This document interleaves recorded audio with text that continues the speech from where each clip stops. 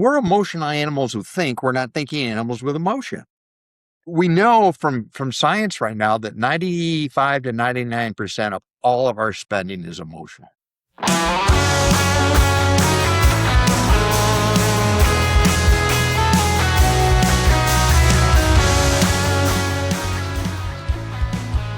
Ever wonder why you make certain spending decisions even when you know better? Or why standard one-size-fits-all money advice never seems to stick? Today, we are sitting down with Ted McLyman, a financial advisor expert and creator of the Quick Find behavioral system. Science shows that 99% of our spending is driven by emotion and brain chemistry, yet the finance industry expects us to act like emotionless spreadsheets. Today, Ted is here to help us decode our unique money personalities, drop the financial guilt, and discover a brand new framework for true financial peace of mind. Before we dive into that, did you know that we have a free community of spirit-led leaders just like you? Head over to authenticvoiceleadership.com right now to join the conversation and grab all of the exclusive resources from today's guest.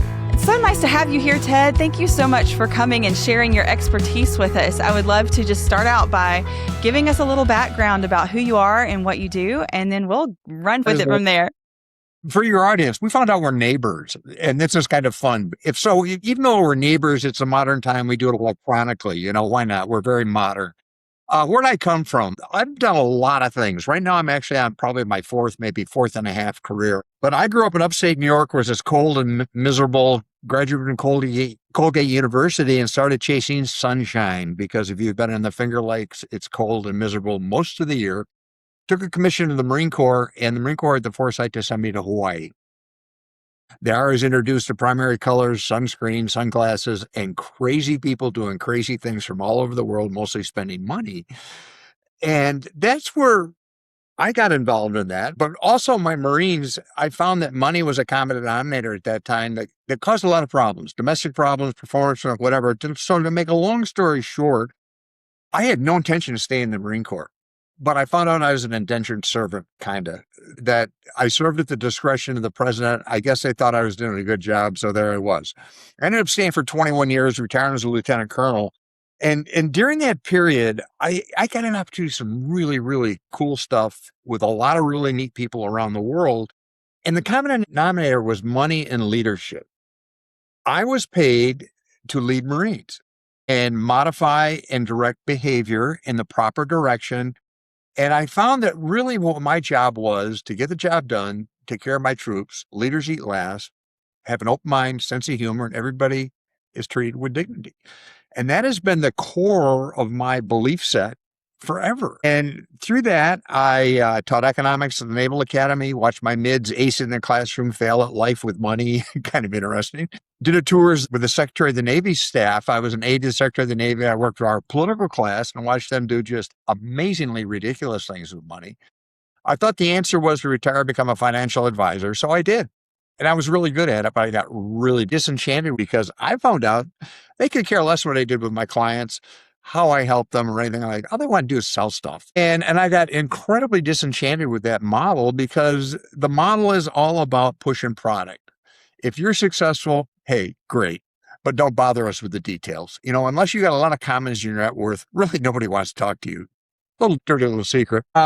So what I did is I left the major firm I was with. Again, I was an advisor. I moved to the dark side, became a manager, and gave that up and started my own firm, Apex Behavioral Solutions Group. And we took a very, very different tack. I found that my role as an advisor was to manage behavior, not money. And what they don't tell you, manage money is really easy. Manage behavior is something completely different. And you know that, Leslie. You do this for a living. I mean, you got a degree in it and everything. And people are people, and they always do people things. And for some reason, it hit me that my job, again, was to manage behavior, not money. And that people always act very human with their money, and we don't address that. The industry assumes we're all rational decision takers. I give you just enough information. You always do the right thing. Well, how's that work out? It's not. So I've written 5 books on the subject. My latest book is the most fun. I got bored last year, so I wrote another book, and it's called Confessions of a Reformed Financial Advisor. Yep, it's mostly BS. And that explains my philosophy, explains where we're going, and why you should actually read the book. I wrote it for people that hate financial books, will never buy one, but you should. I don't talk about money at all. It's all about behavior. And fundamentally, what I'm trying to do is change the world. I can't wait to read it. Before we go in any further, I don't want to forget, where do they get that book? I want us to get our hands on it. Well, the best place to find me, the book, and everything I do is on tedmclyman.com, my website. But the book is available on Amazon as a digital book and as a paperback. How about that? People still buy paperbacks from time to time. And what's really neat about this book, I also bundled it with a course.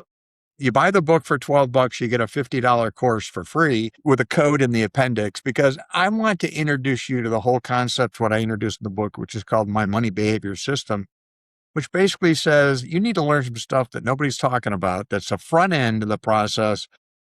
I discovered it after working with literally hundreds and hundreds of clients as an advisor, as a consultant. And it's just a common sense way to get your head right with money. Yes, behavior is kind of at the root of everything. I know, like, sometimes I go, why did I spend my money that way? Why did I make that decision? And it is, we talk about how when you go to buy a house and you're selling something, you're looking around, the house needs to speak to the emotional side of things, not just the logical. And so we make so many decisions based on our emotions, and that's not a bad thing, but it's also good to take some time to think about things. So you hit it right on the head. I mean, think about it. We're emotional animals who think. We're not thinking animals with emotion. And that's the common denominator we also get flipped. If some reason we seem to think when you're in a consequential spending position, a house, car, college, anything that's got probably a comma in it someplace is probably pretty significant for most people. Mm-hmm. And instead of just driving forward or going on the internet and getting confirmation with all your friends that you're going in the right direction and rationalizing why you bought the added navigation system in your new car that you don't need for an extra $8,000 or $9,000, and everybody agrees it was a great idea, but you're paying for it. We have to understand, and we've got this thing on the top of our head. It weighs about 3 pounds, put your fist together. It's called our brain. And our brain has been under development for eons. And it's designed to do a couple of things, and it does it incredibly well. It's designed to keep us alive. It's designed to chase opportunity to keep us alive. And it's designed to pass on our genes. Well, that's about it.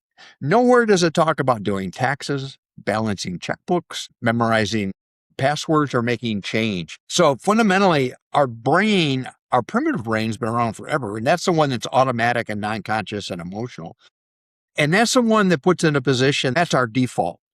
And our default says, it feels good.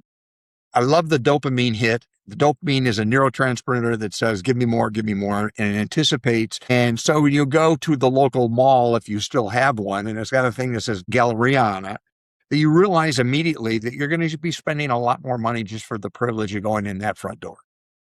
But our brain loves it. That's the emotion. So we know from science right now that 95 to 99% of all of our spending is emotional. Yep. It's like if I could have a button to turn off emotions when I'm ready to spend money, make some logical decisions. Yeah, and a subset of that, and I think you bring up a really good point, we accept that we're unique and different in our behavior in everything else I can think of. I mean, we think about it in athletics, fitness, diet, wellness, relationships, and you should have this unique focus on you and have things that are designed for you to get it better, except for one thing, money. For some reason, we get to the money side, and all of a sudden, you're supposed to be this rational decision taker, and you're all of a sudden really good with spreadsheets, and you really enjoy doing your taxes and all that kind of stuff, and you get it immediately, and that's your comfort area, and it doesn't work for most people.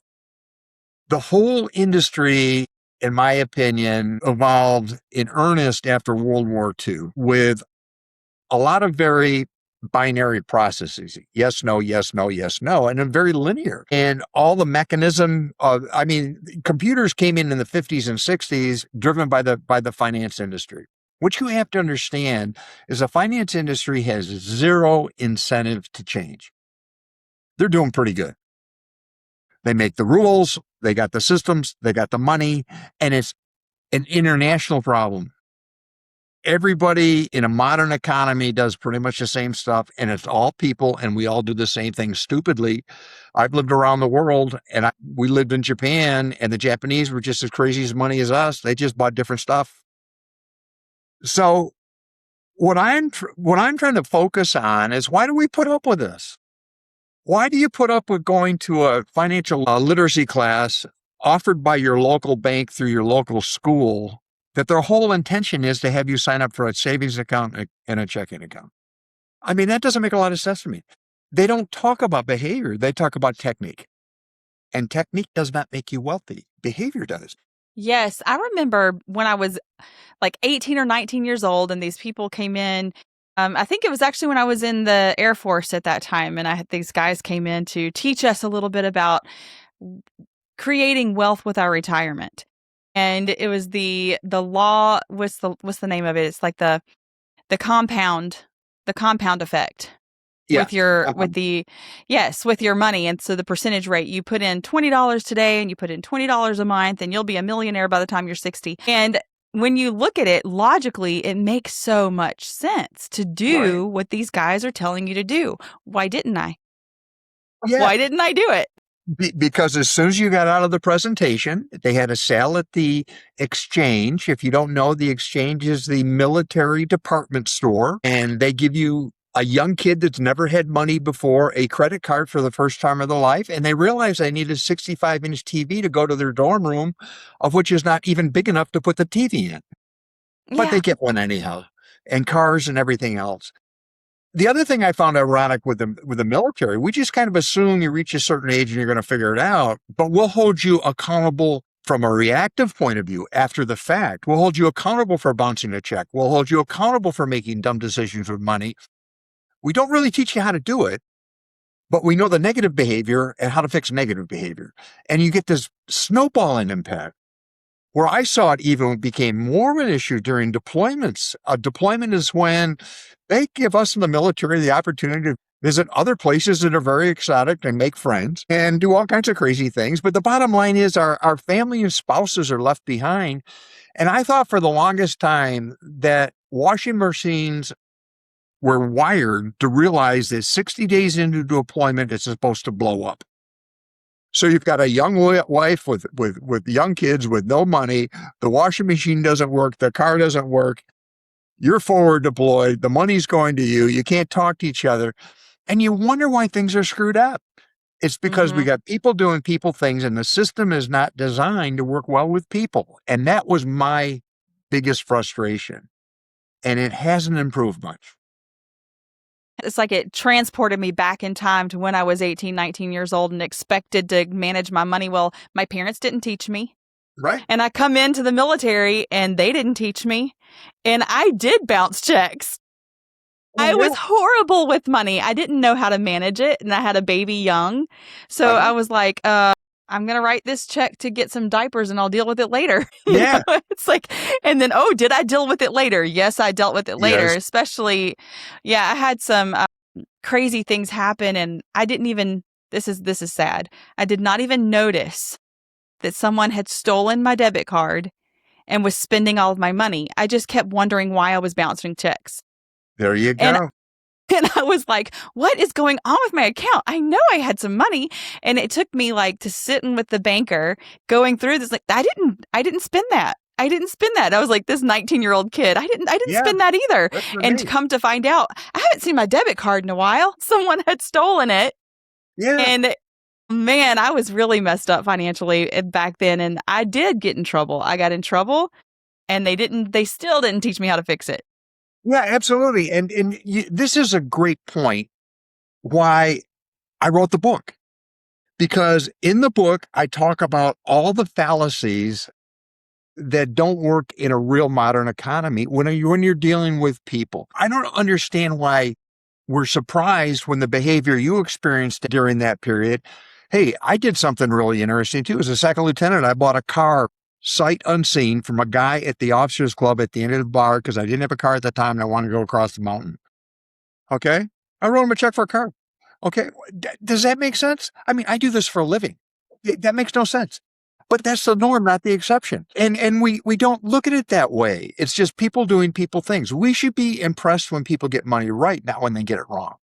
The default is getting it Yes. wrong, and it's the way we're wired. In the book, I talk about the feeling brain and the thinking brain. The feeling brain's your default. It's where you spend most of your time. It's the fun, it's the people, the relationships, and all that kind of stuff. And you're driven by drugs, dopamine, serotonin, oxytocin, all that stuff that just puts you in positions that, man, I'm having so much fun here. That cruise wear looked great. I bought it on the ship. Doesn't look as good when I get home, but boy, it looked good there. And that's just human stuff. So I started watching this, and a few years back, just before the economy totally blew up with some very smart people doing some very dumb things with money and advanced financial instruments, tranches, and all that kind of stuff, they blew up the economy. So I started writing. I wrote my first book for my clients back then, and it was called Money Makes Me Crazy. And it was the basis of the money behavior system where it got started. And this is what I've really distilled it down to. There are three things that conspire against us when we're trying to spend money. And it's all of us. Number one, it's our biology. I already mentioned that. Hey, we're not wired to do the things they expect us to do. And if you are wired to do it, you tend to go into the industry and just look for people just like you so you can have fun talking about the same stuff, which is reading prospectuses and doing spreadsheets. Number two, it's our belief and values. Our belief and values are established very early. If you've ever followed a toddler through a supermarket, particularly down the cereal aisle, and watched the behavior, they understand scarcity. They understand abundance. They understand supply and demand. At three, okay, that's the basis of economics. But most of our non-conscious belief set with how money works, how we feel about money, the emotional attack, is well established by mid-adolescence. So by middle school, it's pretty much locked in. And the scary part, your peer group at that time is probably more important than anything else. So how you spent money in junior high school or middle school is kind of how you still do it now, non-consciously. So we bring that together, and then we take a look at culture. Culture is an incredible driver. Now, it wasn't a big deal back in the day, and I'll just use an example. My grandfather, when he made financial decisions, he used carbon paper. I got to believe that most of your clients that are listening to this, or the people that are listening to the podcast, don't know what carbon paper is. Okay? I'm not going to explain it because you don't have to deal with it. My dad used pressure sensitive, press hard, third copy is yours, you can't read it type documents. I live in a digital age. Everything is digital. I haven't carried cash in years. Everything's done by magic, by people someplace moving electrons around. That's the reality. So when you're looking at your beliefs, values, and culture, right now, because of the internet, social media, and technology, you can do dumb things with money faster to get things you didn't know you need from places you've never even heard of. And it shows up in your door through Amazon in 72 hours, if that long. I mean, that's magic. So when I'm talking about values, I found the biggest challenge that most people had, that their basic values were not aligned with their behavior. Now, let me explain this. And I've got a whole chapter in the book on this, but I want to give everybody a really simple exercise. If I want you to take a look at a calendar, and I want you to take a look at a bank statement, and I want you to just take a couple of notes, and where do you spend most of your time? You know, is it the gym? Is it home? I don't care what it is, just list it. Then take a look at your statement. Where do you spend most of your money? Now, I don't care what the pattern is, but you need to know, because that is your dominant behavior with money. And I'm not judging. Now, the question I have to ask you is your behavior aligned with your values? If your value is to what's important about money to you is to take care of family, legacy, comfortable retirement. I found that for the majority of my clients, their stated values, which are noble and worthwhile, but usually distant in the future, and they're different than goals, were not aligned with their demonstrated behavior on a monthly basis. And that's what was causing the problems. And technology, game changer. I love that you bring the values into it, because you know what I have found is that most people don't even know what their values actually are. They've never taken the time to discover and state what their values are so that they can make their decisions based on their values. And, actually, step one of my program is clarifying your priorities and your core values. Because Yeah. I found that if you haven't done that, then the rest of it is kind of a wash. You need to know what your values are. And I love that you bring it into alignment. Your behavior with money, is it in alignment with your values? Yeah. And I mean, you could take it farther. Is your behavior aligned with all your values? I mean, I just put a money piece on it, but if you make a value statement that I just love people and everybody else, but you're a jerk 99% of the time, I mean, we need to have a little talk, or you need to move to a different culture where that jerk behavior is very much accepted. Good luck. The point we're trying to drive home here is, as humans, values, the narrative, the conversation of what's make us what we are. That's our herd. These are our people. And that's a real phenomena. And modern society makes it much more complicated because we can talk like this to people around the world, and our brains really don't differentiate, because once you're engaged, it's just like we're sitting in the same room. Your brain is interpreting it the same way, and those are called mirror neurons, and it doesn't differentiate. That's why when you're watching television and it's so insidious that the way they do the commercials, it puts you right in it non-consciously, and it's called priming. And you're primed that when you're driving down the road and you see that color, that sign, that logo, you go, yeah, I need one. And that's why there's a line out of In-N-Out Burger in Franklin, which they're selling hamburgers. Hamburgers are generic, but there's a line at 11 o'clock at night at the brand new In-N-Out Burger in Franklin, Tennessee, because for some reason, everybody believes it's the gold standard of hamburgers. I don't know. That's human behavior. That's awesome. Align it in and out. The gold standard of hamburgers. That's hilarious. Bottom line is, we make this too hard. I mean, we're having a great conversation right here, and we're aligning, and we're just riffing this thing. We met a few weeks ago and we went through the kabuki dance of who's what and who's going to do what to whom and what do you want to do, and and we just basically said, nah, that's not going to work. We're not going to script it. We're going to just sit here and talk and fix the world and have fun doing it. That's the way we're wired. But I've been in other circumstances that if I go off script, if you're lucky enough to get a script from me, people panic. You never address point 2. Or yes, you did, but you put point 2 after point 5. How are we going to deal with it? I said, I don't know. I'm not even sure if I know what point 5 was. So, did we have a point 5? Yeah. What does that mean? Okay. Oh, fill in the blank. I really don't care. But the takeaway is, we're all different, but we're all human.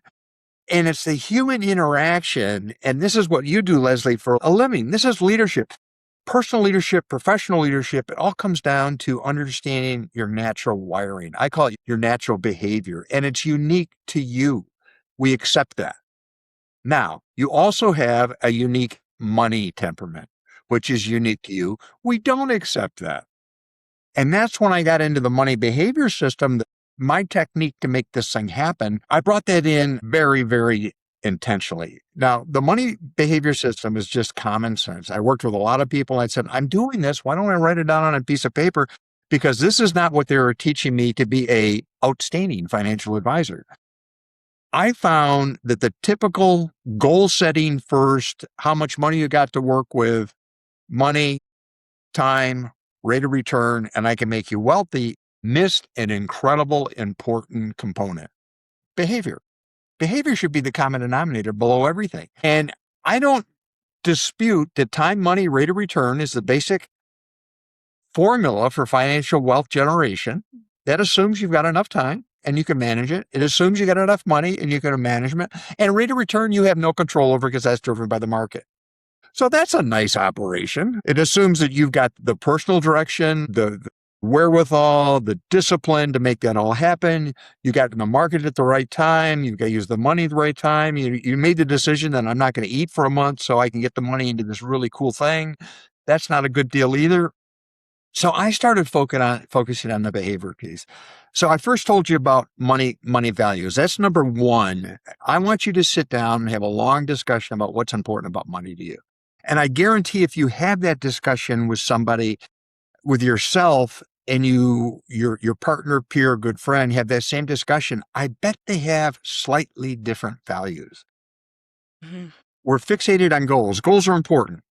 Goals are measurable. They're usually tangible, but they're driven by values. Goals don't drive values. Values drive goals. And we never talk about that in the financial process. Next thing is your money temperament. Money temperament is just who you are. I have a temperament which is called, I'm an initiator. I'm the type of person that gets stuff done. I'm out in front. I'm doing things. Now, sometimes I got to remember to look around and see if everybody's still behind me, but I get stuff done. I'm a builder. I'm a fixer, but I'm not a very good maintainer. That's my natural wiring. So if you put me out of my one environment as a business owner, Marine officer, that and the other thing, and put me someplace else, that natural behavior is not going to change. I might be able to moderate it to some degree. I might be able to channelize it, but I'm still going to be me as an initiator. That's why the money piece is so hard, because we've determined in our research that there are only about 3 natural behaviors that are ideally suited for the money thing. The rest of us are kind of out there in left field going, that's why it's so hard. That's why I can't do this. So what I'm saying, instead of going through this miserable drill of forcing you to do things you're not wired to do, like do a budget, and every budget you get from a financial advisor comes in a nice folder. It's usually a 1/4 inch thick and 8-point font. You can't read it. You don't understand it. You're really excited driving home. You put it on the counter. You fill it in for an afternoon. You forget a couple of receipts. It's a weekend. You're done with it on Wednesday. That's human behavior. But the person that's really into it is not only going to do the budget, they're going to get the software, they're going to tag everything in the house, they may barcode it, and they've got the inventories and the 3x5 cards and all that kind of stuff. It's amazing. But they're the exception, not the norm. We don't have any of those in my house. Why do we want to put you in this box that you're not going to be able to do? Instead of doing what I recommend, let's take the time and determine your natural money temperament. This is your fingerprint. It's as unique to you as your fingerprints. It's your natural default with money. Now, I'm not saying you can't force yourself into that very uncomfortable thinking brain piece where you got to make that decision. Do I want the blue car or the red car? Do I want the big navigation system or the little navigation system? Okay, those are important decisions, and you've got to force yourself there for a while, be analytical, or use techniques to keep yourself from going overboard. We never talked about that as financial advisors. We assumed everybody was the same. And what they were simply missing was information and knowledge. If I give you enough information and knowledge, you're going to get it right. No, you're not. The next piece is money knowledge. Now, money knowledge is not technical knowledge. It's how you process information. I call that, it's learning modality. Are you visual, auditory, tactile? Because in a consequential spending situation, you need to get the information in a way you can actually work with it. You can process it. You can retain it. So if you're a visual person, you want pictures, graphs, colors. I don't care if it's a coloring book. It is designed for you, and you're going to understand the information better. You're going to retain it, and you're going to use it. If you're auditory, you want to be able to speak it, talk it about. You want to be able to speak it back to the person you're working with and answer the question, is this really what it is? And tactile means you want to sit down there and take it apart, put it back together, and play with it. It's interesting that most financial decision is not delivered to really ideally meet the needs of any of those 3 modalities. It's a combination of digital reading, information, and most of that is compliant requirements. It's legal documents. Most of the people, in my experience, that are in the profession and licensed don't understand a lot of this stuff. I mean, the best thing I can think of, if you ever been to a house closing, you walk in there, it's this very somber moment. If anything, you get a free pen. They give you a bottle of water. There's a lawyer at one hand. There's a line of other people across the table. You're on the other people. It's kind of an adversarial kind of thing. It seems very, very formal. And somebody you're paying a lot of money sits there and reads this document. Well, they don't read it. They summarize it. But you're still paying them the full fee. And we're not designed for that, unless you're the guy at the end of the table that loves doing this. But you're putting his kid through college, not yours, okay? So just understand that also. So what I've learned is it starts with the value discussion. If you don't know where you're going and why you're doing it, and that's the motivation for everything, you've got to get that narrowed down. Then you have to understand how you're different than everybody else with money. And it's okay. Embrace it, don't reject it. Then Make sure you understand when it's an important decision with money, you're getting the information the way you can use it. Then you sit down and build your strategy. That's the fourth step in the money behavior system. It's you need a strategy, but the strategy has to fit you, not the person that's selling you the product. Needs to be a one size fits you approach as opposed to a cookie cutter one size fits all, which is the default in the industry. If it fits you, you're going to use it. If it fits you, you're going to understand it. If it fits you, oh my gosh, you're actually going to live with it. So your strategy needs to be value driven, behaviorally based, designed for how you think and process information, and going to put you in a position to accomplish those things that are important to you in life that are going to cost money. And if it doesn't happen, it's going to cause you emotional anxiety. Then you go to step 5, is you go get the stuff, the products, the services. Unfortunately, in the traditional financial planning, financial industry, they start with goals and go right to the product. They don't cover Yes. any of that other stuff. But ironically, you'll figure out all that stuff eventually over the next year to 18 months. You've owned that product. I don't feel comfortable with it. I can't tell you the number of financial plans I reviewed that people spent a lot of money for that they were never executed, never funded, or never opened because it was not a good fit. I think that gives us so much grace to be who we are and still hope that we can manage our money well. Yeah, and you can, but it's got to work for you. This is also really important. I found that most couples are wired differently. And if you're both wired the same, that can be good, that can be bad. But I also have found sitting down with couples, when I used to do the initial interview with a new client, I demanded that all the stakeholders be there. I don't care if they came back afterwards, but they got to be there for the initial why we here, what are we doing, the value discussion, the temperament discussion, and the learning style. Then from there, I don't care how you delegate it. But I found that generally it's kind of a yin and yang type of thing. One person's kind of into it, the other person isn't. But in the industry, most advisors just launch into the person that's into it, take them under their wing. That's the person they talk to. That's the person they're selling to. That's the person they're offering their services to. And often the other person doesn't have a clue what's going on because they're not interested. I don't say you got to embrace this. I don't even condemn a lot of the talking heads that are giving you advice, but you have to be aligned with the talking head. The problem with a lot of the talking head advice, people like myself, people on, well, there's a person that's got a big building not far from us. He's got a wonderful practice. But what he's saying is good, it's solid, but it's not appropriate for everybody. Not that it's wrong, it's not behaviorally aligned with who you are. So as hard as you try, you're not going to master that tool or technique. Right. And that's what you got to get your head around. Let me give you a metaphor. This might even be better. Let's say if you called me up and said, Ted, I got an opportunity to buy a Miata. I've always wanted a small little sports car, but it's a standard stick shift. And I've never driven a stick shift. Can you teach me how to drive a stick shift? I said, sure. I'm going to send you 6 or 7 YouTube videos, a couple of engineering diagrams, a couple of interviews I did with people that have driven sticks for a long time, give you a small exam at the end. You get a 70, I'll send you the keys, you can go drive. I don't think that would work well. I think you'd kill me. Okay, or I can say, number one, Leslie, what's important about driving a Miata with a standard shift for you? And I want to have that discussion right up front. Because there's a reason you want a Miata with a standard shift. And it probably has nothing to do with transportation, nothing to do about going to the store. There's an overriding need. So what is the driving value of that automobile? Okay, I want to know that. And if we're talking about cars in general, are you going to drive a truck? You're going to drive an SUV? You're going to drive commercially? You're going to just commute? Then I'm going to sit down and I want to know about your temperament behind the wheel. Okay, how are you in traffic? Are you one of those people that yells and throws for people, or are you just laid back and really cool?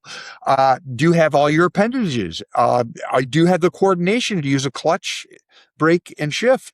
I mean, I want to figure out your driving temperament, and that's going to take a little discovery, and it's going to be working one-on-one.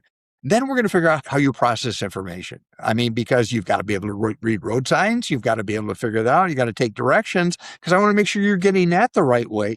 Then we're going to put together a performance-based training system that's value driven, accommodates your temperament, given to you a way that you can take it in effectively and efficiently. Then I'm going to give you a mastery check ride. And we're going to start probably in a school parking lot before we take you on Route 65. Okay. And once you master that, and it's a performance based mastery, then we'll say, go buy the car. Okay. I teach people how to drive money. That's what I do. And it's very different than to teaching you how to build a car or build a bank. And that's the fundamental difference between the traditional financial industry. When I'm talking about the traditional financial industry wants to make you a mini financial advisor, and it discounts almost everything I talked about on the behavioral side. Yes. I mean, I can create a mean spreadsheet, but keeping up with it, that's not going to happen. Yeah. Yeah. I'll send you the spreadsheet. Yeah. Absolutely.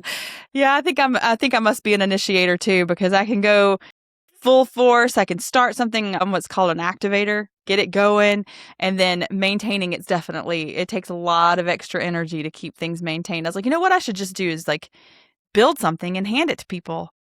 Can you do a business with that? Building up something and handing it to others to take it run with it?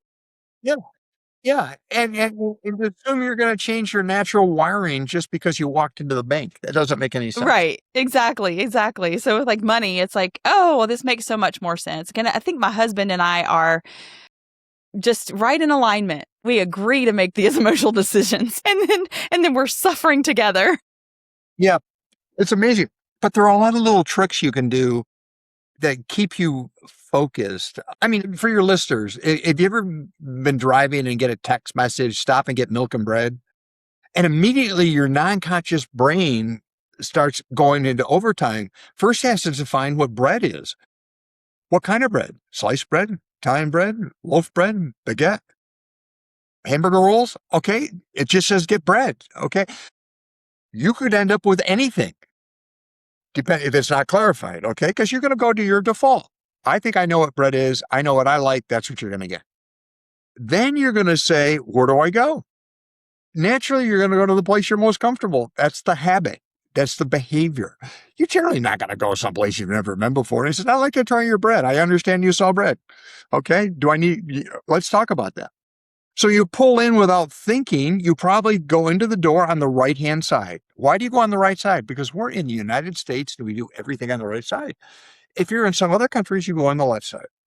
Now, the first thing you're going to do is because you're wired and you've already done this, you get a cart. Why? I don't know. You're going to get milk and bread. Is it going to be a very large loaf? You're going to get a lot? No, you're used to doing that. And you walk in and you go to the right. And what do you see? The flower shop, the deli, the bakery, high margin, high return, emotionally driven things. And they're priming you to go on this scavenger hunt through the store based on the sights, the sounds, and the colors. The end caps are full of new stuff. You might have samples out there. And you go, hey, I'm here. I might as well pick up a couple of other things. And by the time you get way back to the dairy section, which is always in the back of the store on the left-hand side, it is kind of boring because milk is milk. It's not a lot of decisions there. And you pick it up, you walk through the bread aisle, and the only decision there, do you want to get the bakery stuff or do you want to get stuff that comes in the plastic bags with a shelf life of about 5 years? That's what you got to determine.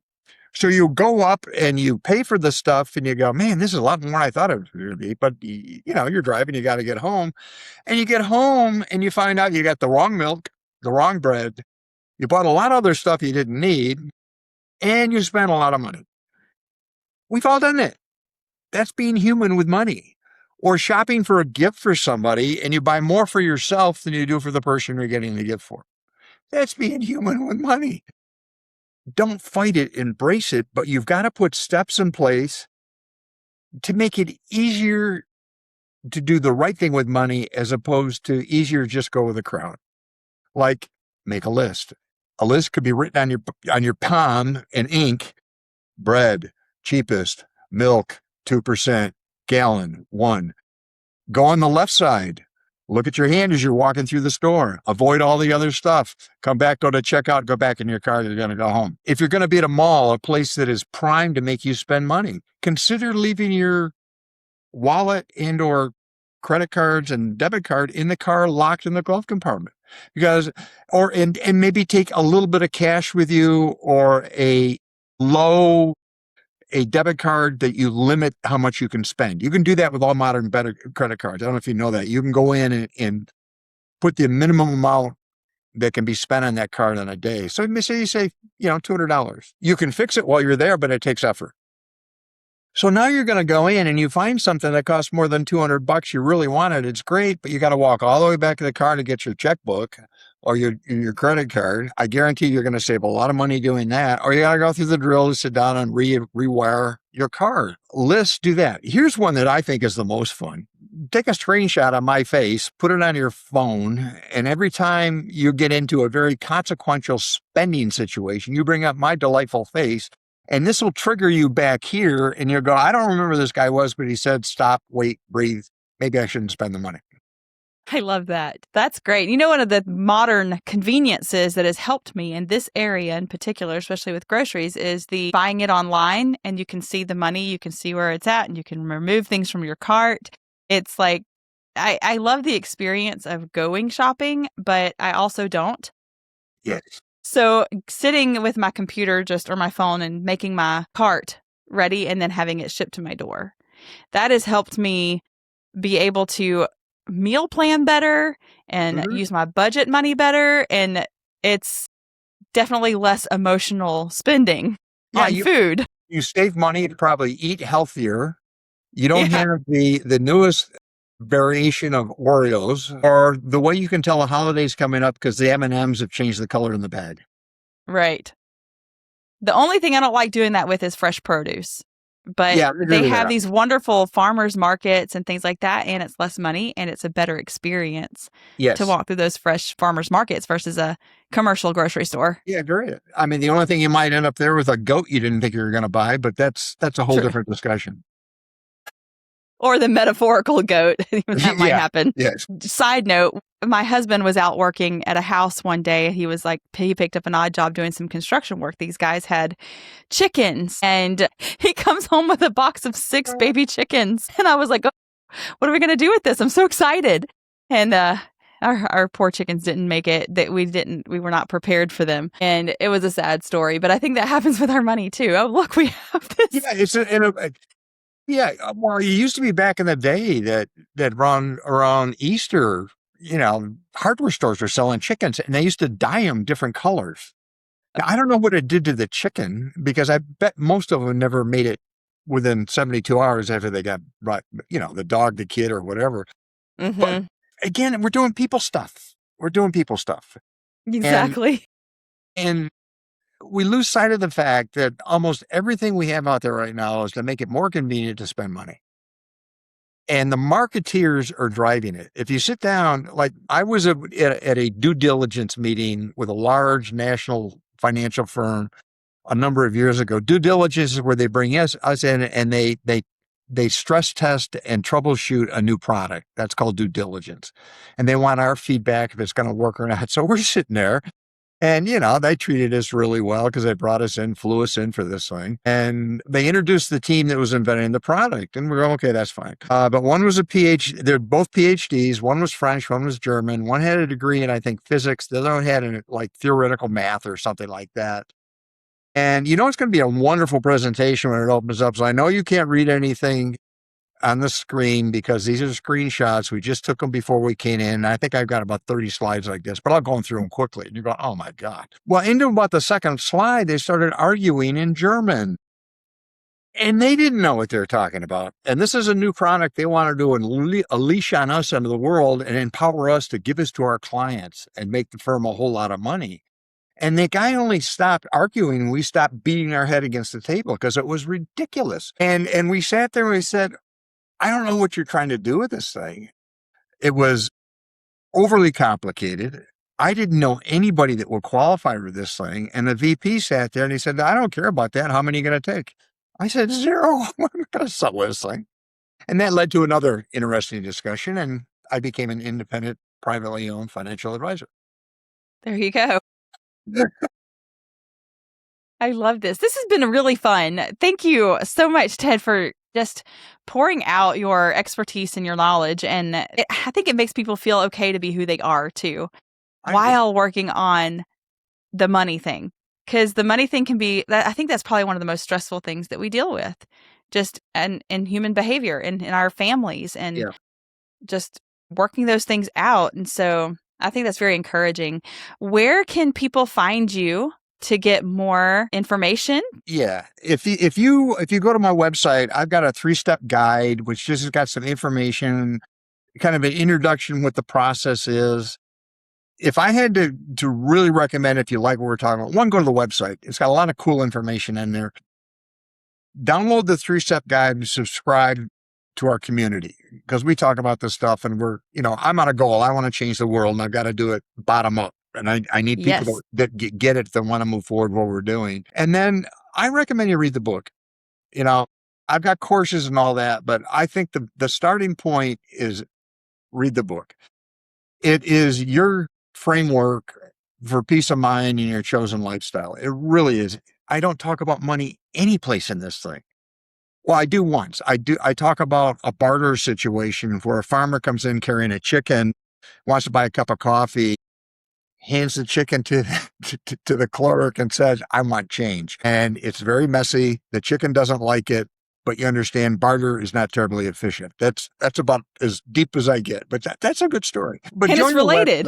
I do a lot of podcasts. I want to get your feedback. I want to know what's on your mind with money, because we're serious about starting a movement to look at this whole problem very differently. You've got to deal with it. Unless you are living in a cave someplace and you're self-sufficient, and then I got to ask, I don't know how you got this program. You've got to deal with money. And even if you got it right, I know you know people that are not as versed as you are. They have some problems. It's people being people. We're not as good with money as a lot of people think we should be, or we are. We do people things all the time. I mean, we like stories. We don't like numbers. We like order, not ambiguity. All of that stuff conspires against you, which is your natural wiring as a human being. And unfortunately, it will drain your bank account. So the last thing I'll leave you with is, let's talk. Read the book. I love to talk to you about the book. I want some feedback. But just remember that the conventional wisdom about money is wrong. We are not rational with money. We're emotional with money. And that's where we live. That's where we act. And that's why it's so much fun. And that's why a lot of us are broke. Yes. This is so good. I can't wait to read the book myself. So I'm also going to have all of these, the links and everything will be in the show notes in our community. And if you go to the community for Authentic Voice Leadership, you will find all of the goodies that you can get from Ted. And I'll have linked to the books and everything in there. So that would be a great place to find it in addition to your website. So we'll send people right over there. Absolutely. And I just had a thought when you're thinking, since we live close to each other, we should probably get together in a coffee shop someplace and the local people come in and meet us. I mean, we can have we can do a book signing. We can have you bring the book though. You bring the book and we'll sign it. Absolutely.